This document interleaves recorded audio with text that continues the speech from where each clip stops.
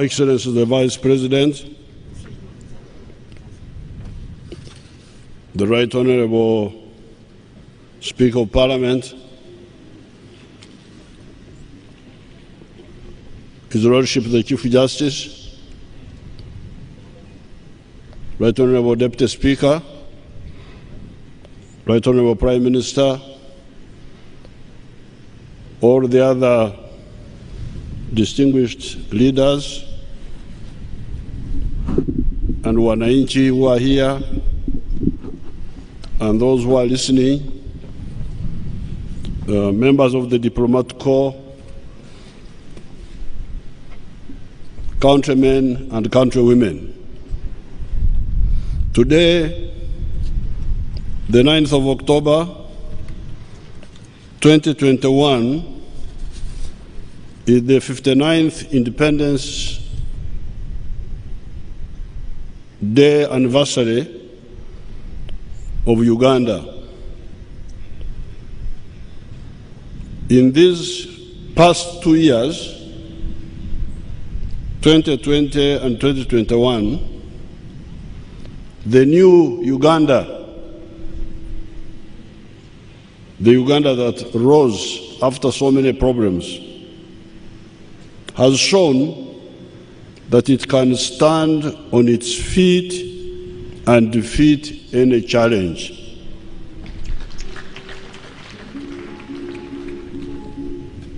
In these 2 years, as many of you know, we dealt successfully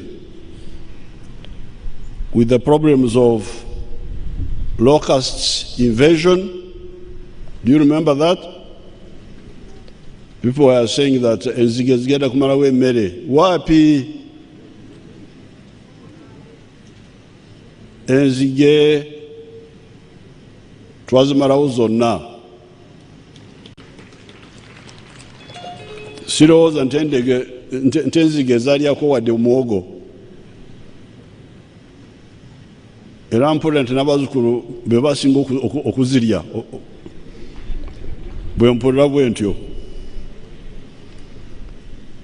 The rising levels of the waters of the lakes and the floods they caused, the landslides and the corona pandemic, where we minimized the death, recording a total of 3,150 deaths as of 5th October 2021, in spite of the onslaught of the terrible disease for now 1 year and 7 months. Abantu baffe twabataasa okufa ekiyitiridde nga bwe kyali omunsi endala.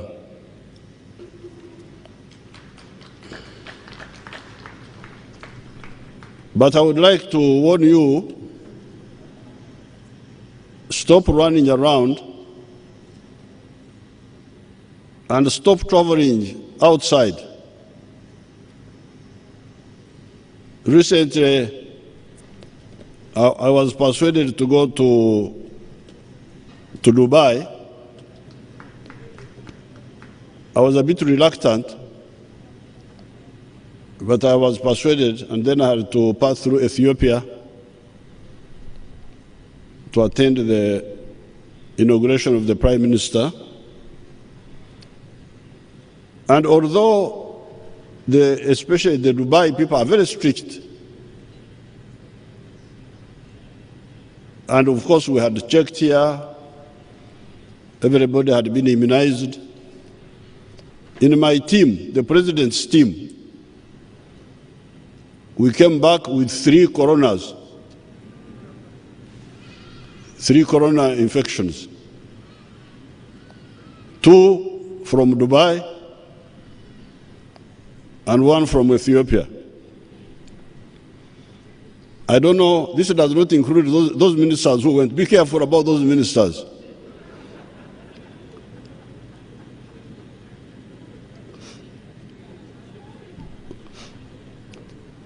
These were just my group.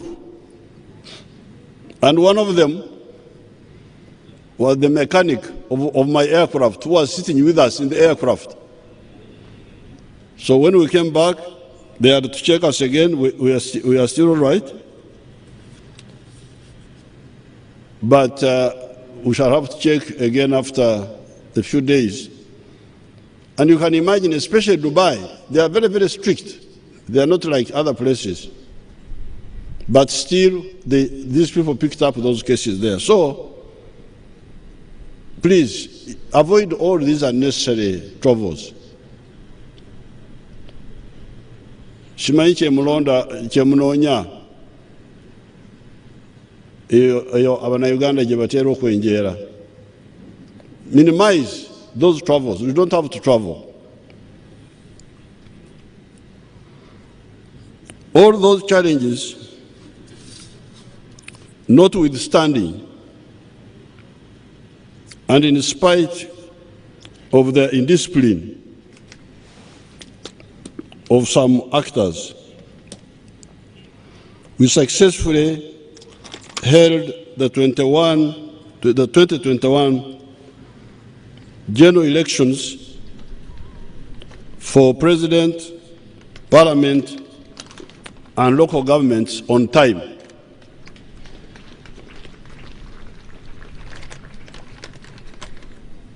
Additionally, even our economy managed some growth in both the financial years 2020 to 2021 and this one, 2021-2022. In the former, we managed a growth rate of 3.4%, and in the current one, it is estimated that we shall achieve a rate of growth of 3.8%, the COVID-19 related shutdowns notwithstanding. Because you remember,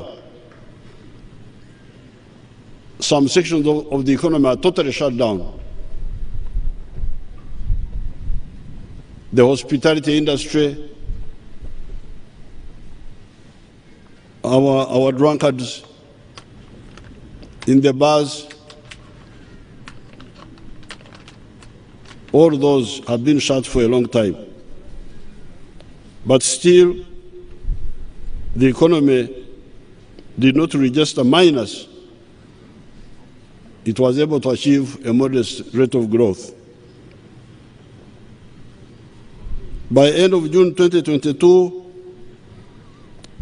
our GDP will be standing at US dollars about 41 billion by foreign exchange method, and at US dollars 117 billion by the PPP method, purchasing power parity method. All this without including the contributions of the first oil to be pumped out of the ground. First oil to be pumped out of the ground will be achieved by 2025 because all the agreements have been signed.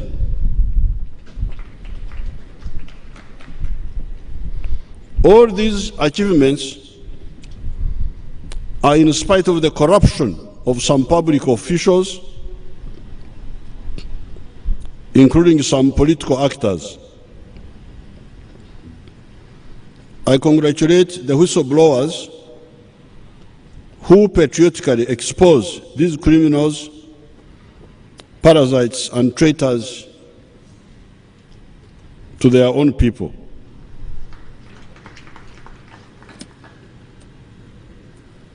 I therefore congratulate the people of Uganda the people of Africa, our brothers and sisters, and our partners in the world. Because these achievements are not by our efforts alone. Our African brothers and sisters and our partners in the world who buy our products, goods and services, contribute to this success. However, we could have achieved more if it was not for the parasites that want to harvest where they have not sown. Bamulya Biengede. When you reflect deeply on the history of this part of the world,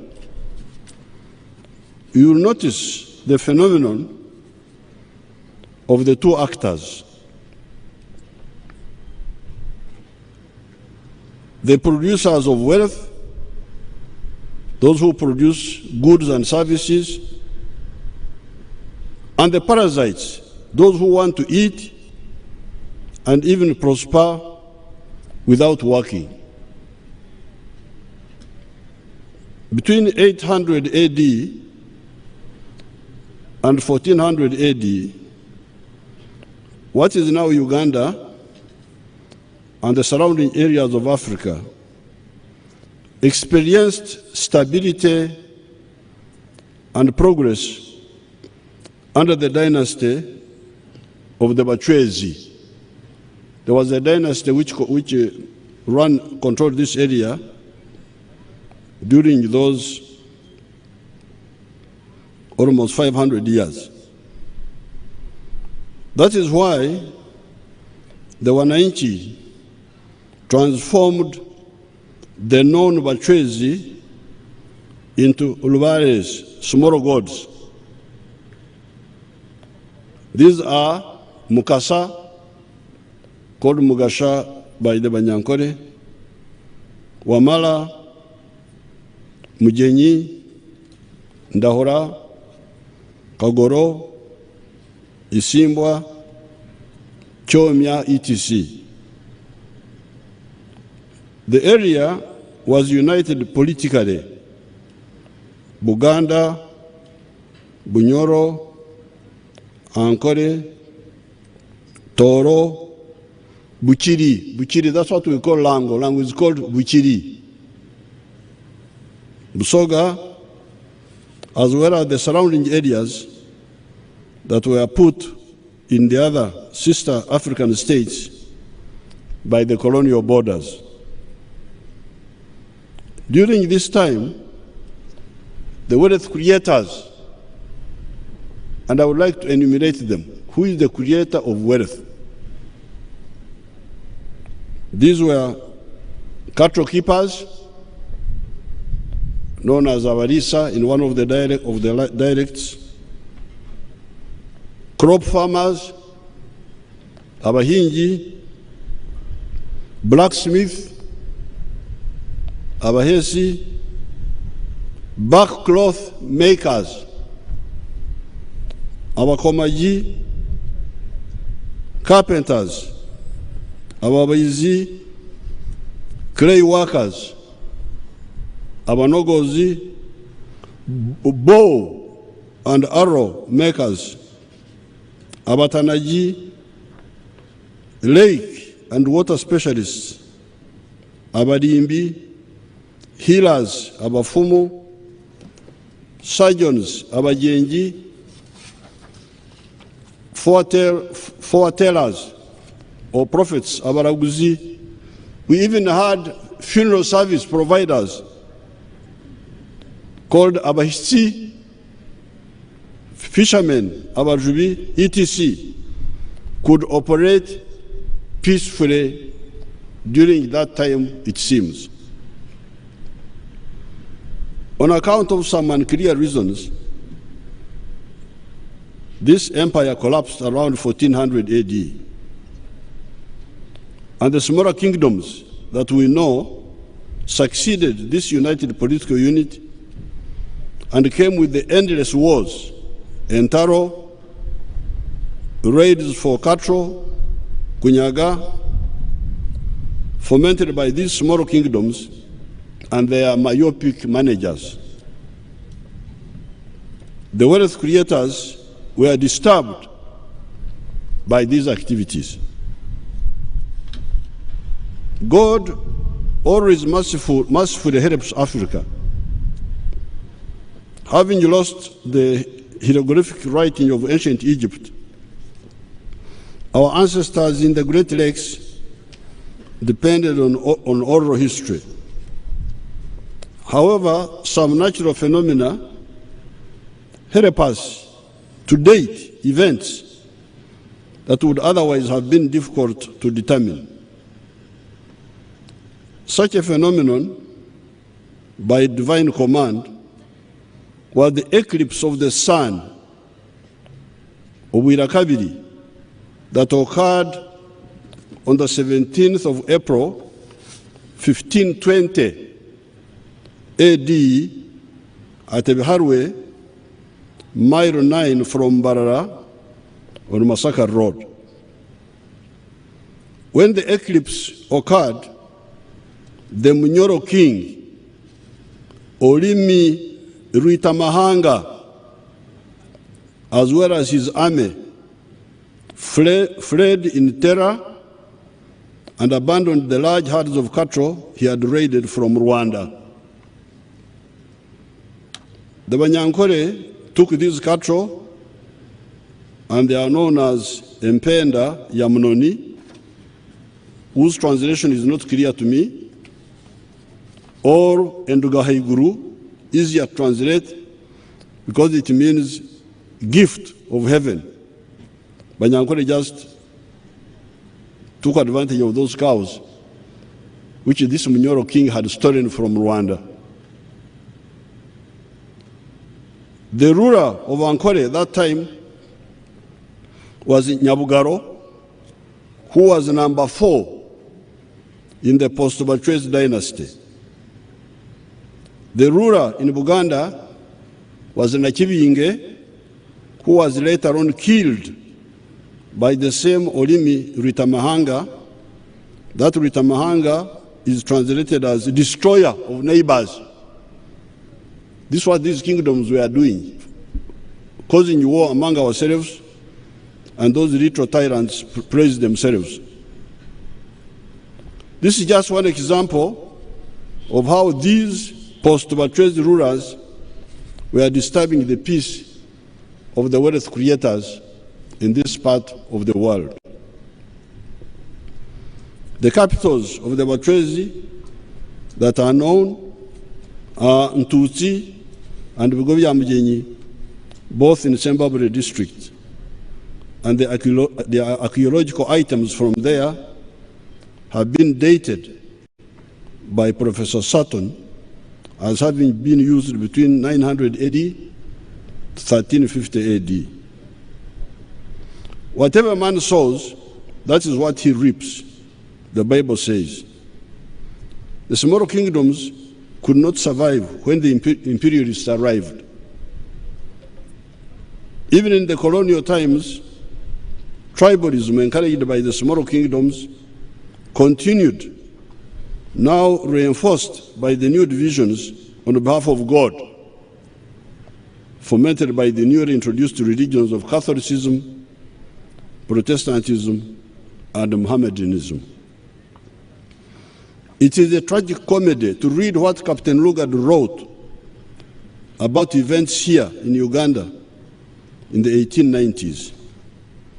In a booklet entitled British East Africa, on page 13, Lugard writes as follows, in quotes, "A warm discussion arose on many points, but I waived discussion till the reading was done.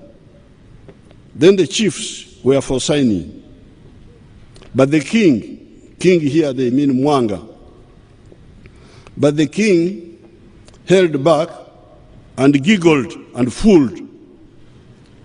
That's how Lugard is describing the king. giggling and fooling. He demanded time. Mwanga wanted more time. I replied by rapping the table. Lugard is rapping the table. I replied by rapping the table and speaking loudly, said he must sign now. On December 26, Mwanga signed the document. Here Lugard was talking about how he forced Mwanga to sign some documents giving away Africa's sovereignty. These were the actors guarding our destiny at that time. On page 18, Lugard writes about more tragic comedy. He writes as follows, in quotes: "Next morning, early, I found the whole country under arms for war. Masses of armed men were pouring in every direction and preparing for battle, being drawn up on opposite hills. The French party and the Catholics are always called. The Catholics were being called Wafaransa. The Catholics here in Uganda, they were being called the Catholic party, having, I think, the French flag." In quotes. On page 32, it is written as follows: "The next day, Sunday, February 24th, while Captain Lugard was reading a letter, war drums rang out from the Catholic camp, and the two parties were arranged for battle."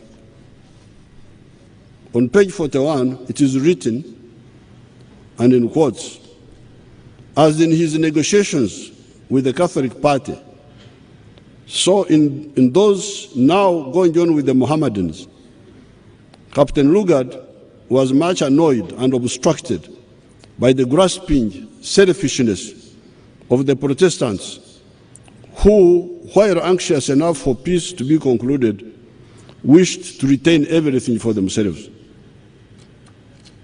This is all recorded by these foreigners who were here at that time.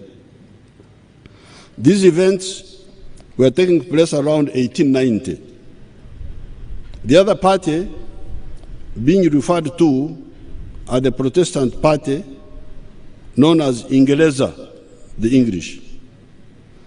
These new religions, starting with Islam, had started coming to this area since the 1840s. The Christians all had started arriving in 1877 for the Protestants and 1879 for the Catholics. By this time, Mutesa I was still alive. And indeed, he at one time wondered whether the Protestants and the Catholics worshipped the same God. He said, "You people, do you worship the same God? Then why are you fighting?"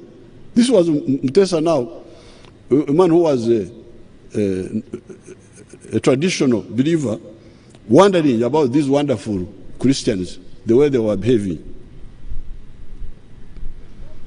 The quarrels between Bishop Tucker and Father Lodell, whom I think they call Mapera, amused Mutesa.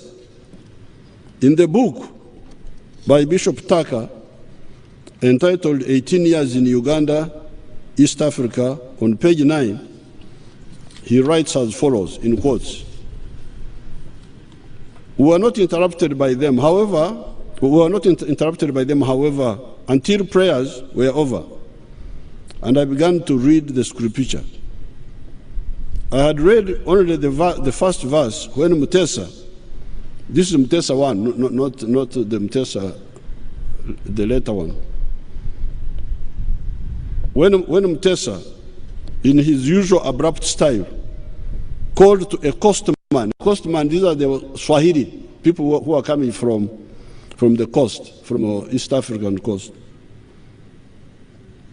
Called to a coastman present to ask the Frenchmen, if they don't believe in Jesus Christ, why they don't kneel down with us when we worship him every Sabbath? Do they worship Jesus Christ? Now this is Mutesa now looking at these Christians who had come to convert him, but conducting themselves in such a bad way.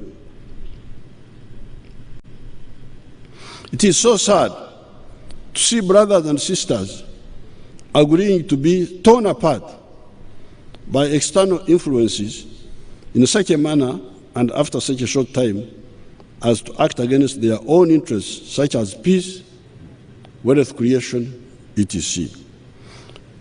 All these interfere with the wealth creators. It is therefore very important for the NRM to continue to crystallize this focus on the wealth creators, farmers, industrialists, crucial service providers, e.g. medical and ICT.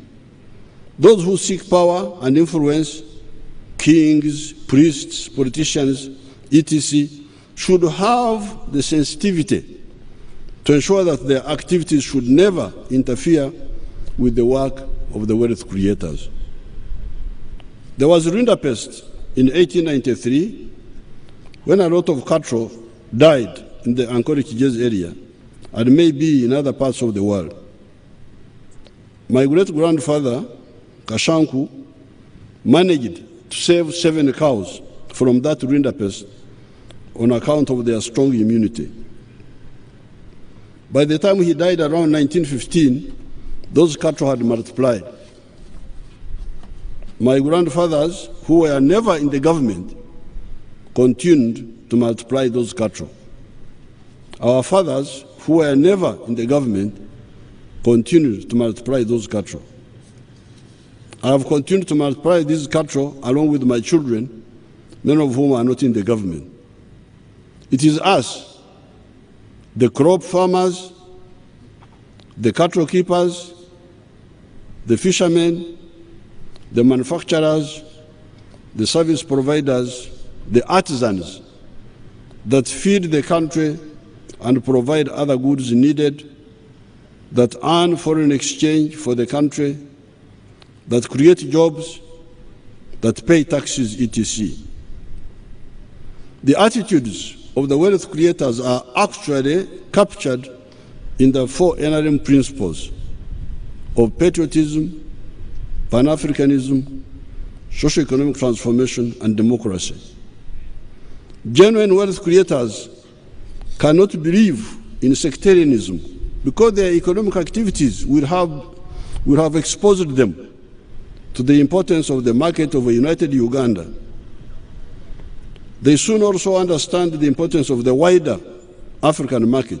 In other words, the importance of Pan-Africanism. Here in Kampala, I have two testimonies, that of James Murwana and that of Brahim Kibirige, both the late. Brahim Kibirige died recently. Neither of them was in politics. However, Murwana was always fundraising for the NRM because he well understood that it is only that force that could guarantee peace in Uganda and render her safe for business. After Murwana is the one who told me to fundraise for the party. I was not conscious about that myself. But before the 1996 elections, he came and brought money. He had received it from somewhere. So this is for the elections. He was not a politician. He was not standing. Murwana had been in UPC before, together with the Benaisas, but he had gone into business. But he understood the linkage between business and a capable force to guarantee peace in the country.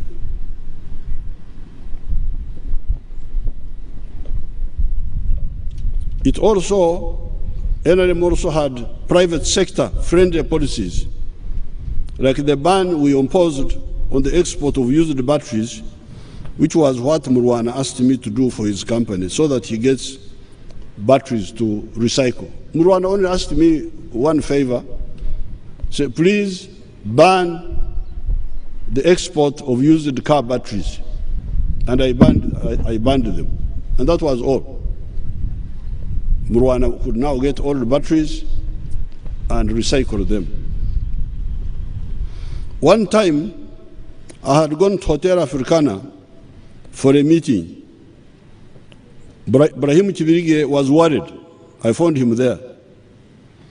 When I inquired from him what the problem was, he told me the problem was that the Basongora herdsmen in Kasese had poisoned and killed lions in Queen Elizabeth National Park in revenge for lions eating their cattle. Kibirige was worried that that act would damage tourism.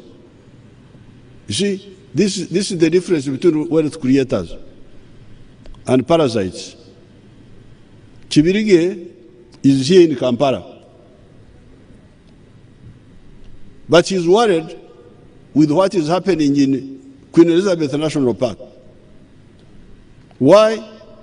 Because he owns a hotel and he wants successful tourism, and tourism will not be successful if some people are poisoning lions in the national park. This is the difference between the wealth creators and the parasites. The idlers, those who don't do anything, they don't care about what happens in the country. In fact, they may want confusion so that they can loot.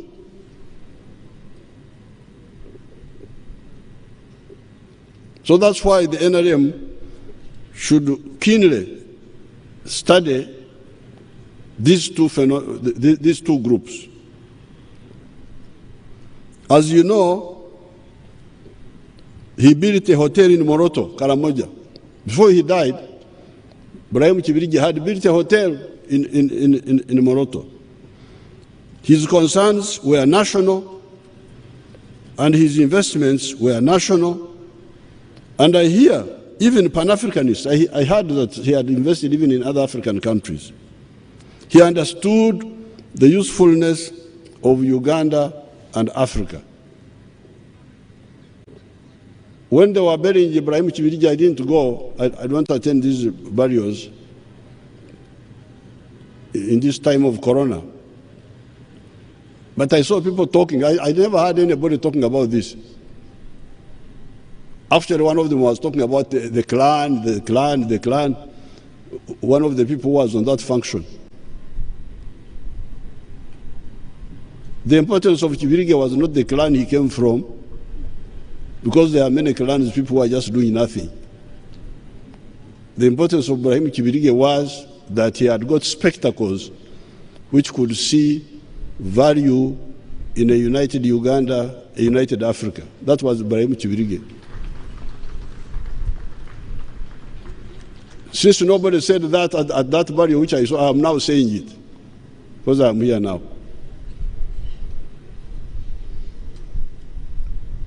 As we go on, the difference between wealth creators and parasites would become clearer. The ranks of the wealth creators are going to be swelled by the parish development model and by the Emyoga programs. These plans are aimed at converting the remaining 39% of the homesteads from the okora echida kyonka, okora olubuto lwokka, subsistence farming, to commercial farming and other money-generating enterprises with ekibaro, chura, aimar, otita, proper enterprise selection. They all must join the ranks of the wealth creators. It will improve our politics, incomes for homesteads, purchasing power for buying products of goods or services produced by our factories, create a wider tax base, creating more jobs for the youth, and being able to support the places of worship, the churches and the mosques, and the political actors of choice better. In a place like the United States, you don't get politicians giving money to people to vote for them. It is the other way around. Supporters give money to the candidate they support because they want him to go and fight for some positions. Some want him to go and fight for abortion. They give him money, you go and fight for abortion. Others are homosexuals, they want to go and him fight for homosexuals. They give him money because they have money, whatever their problems. Here it is the reverse. Politicians are the ones giving what they call money, which is meaningless.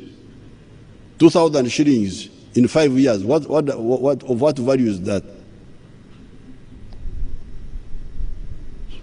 So, emphasizing the issue of wealth creators.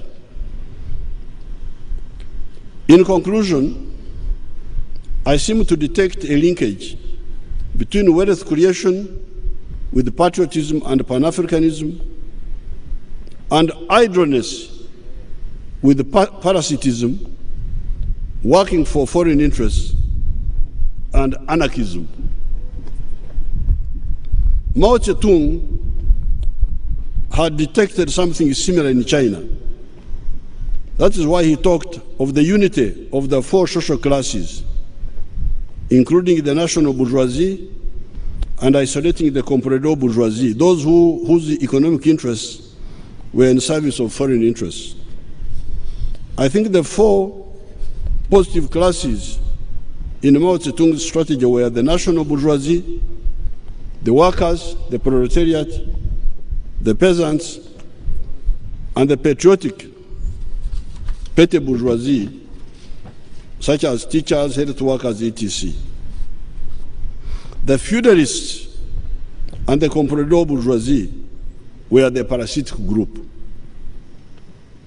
The wealth creators support peace because they do not want their economic activity to be disturbed, and when they decide to fight, it is for a big reason, like when we decided to fight Idi Amin, because he had no capacity to understand patriotism or Pan-Africanism, which are crucial for our survival and prosperity.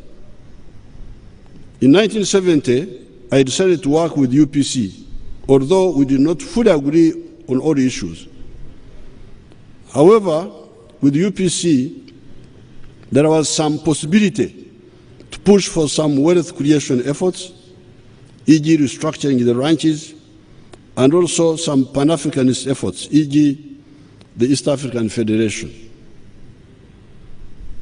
To consolidate peace durably, expand and strengthen the ranks of the wealth creators,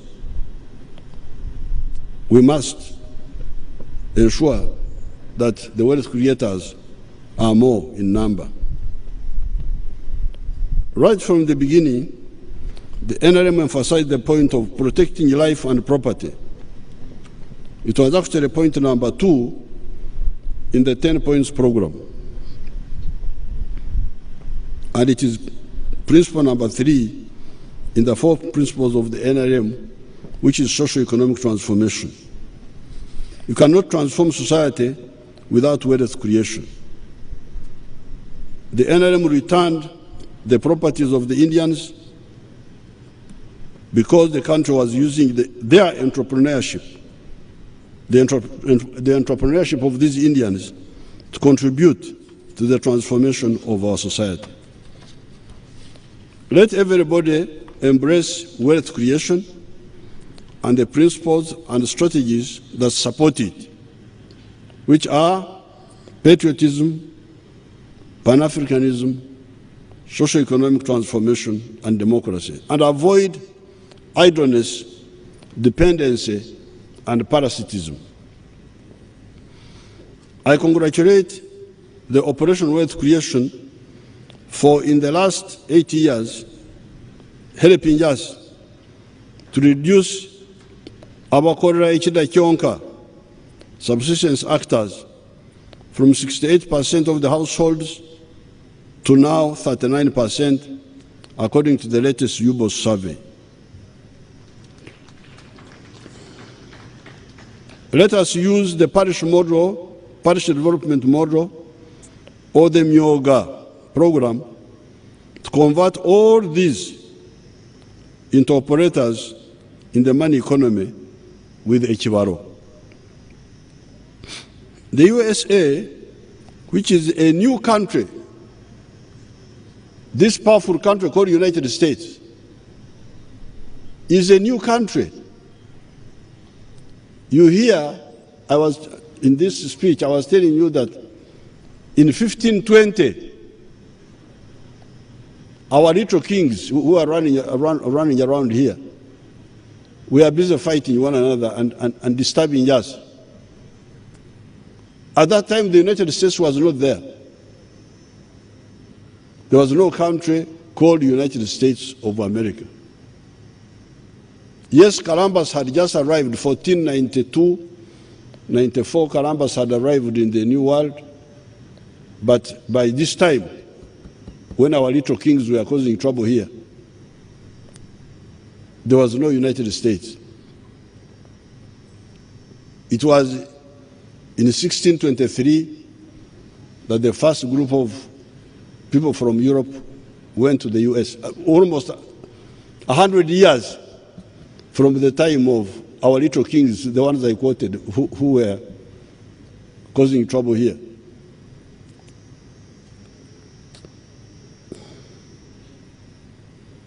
The USA, which is a new country, only born long after our own fratricidal actors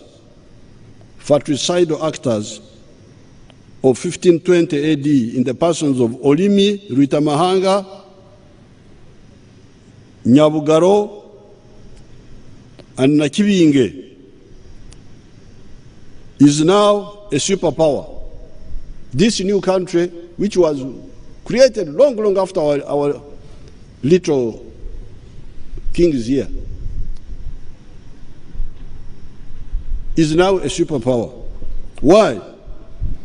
Partly for the very reasons I have been telling you in this speech. Respecting the wealth creators, creating a big market for them through integrating the former British colonies into the nucleus of the USA in 1776, ensuring peace, etc.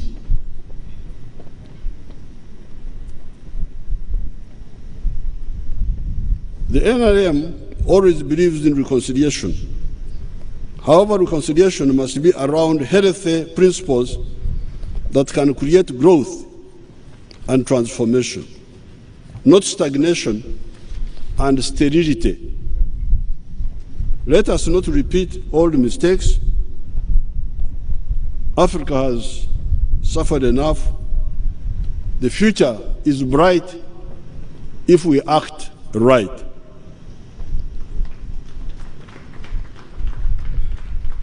I congratulate everybody and wish you a prosperous 60th year of Uganda's independence. I thank you.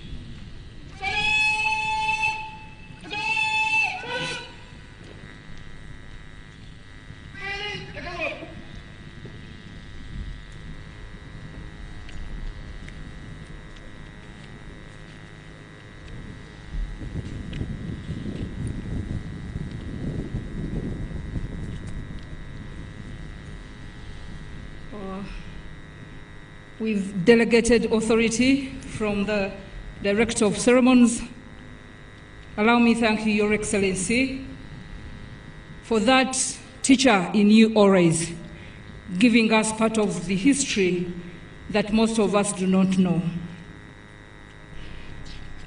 Next item on the agenda is our cultural performances. We are going to have two cultural performances. That's one, a poem and a song.